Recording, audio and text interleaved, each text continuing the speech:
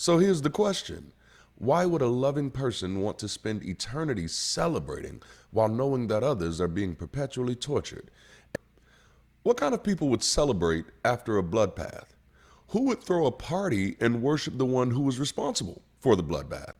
This isn't the setup for a horror movie. This is literally Christianity at its peak, what it looks like when it wins according to its own literature. When Christianity wins, believers often see that victory not as the triumph of love, but as a day of bloody vengeance coupled with eternal celebration. So here's the question.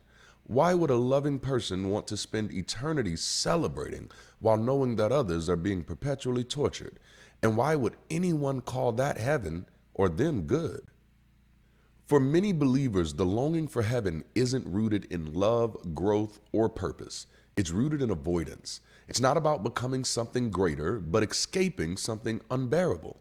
Heaven promises to remove pain, not to transform it. Silence questions, not to answer them. It becomes less about connection with the divine and more about relief from human experience, a divine anesthesia that numbs the ache of existence.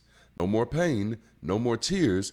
It sounds comforting, but it also implies no more depth, no more friction, no more evolution. It's not a place to live forever, it's a place to hide forever. Faith traditions often sell heaven as a final answer, the end of questioning. Certainty becomes the idol. But if curiosity, doubt, and growth are what makes consciousness meaningful, then heaven's static perfection sounds more like psychological death than any type of spiritual fulfillment. It's the end of all becoming, a place where you are frozen in one emotional state forever. The promise of heaven also lets believers outsource moral accountability. You don't have to fix the world, you just survive it faithfully.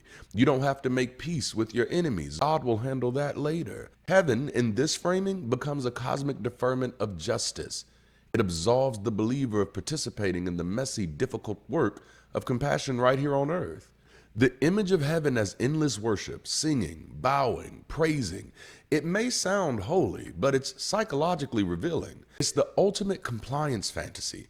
Perfect submission without fatigue, joy without individuality, obedience without question. It's not love, it's submission under divine surveillance. It's God's own version of how to train your bottoms. So when we strip away the poetry and promises, what's left isn't love for a God, it's fear of the alternative.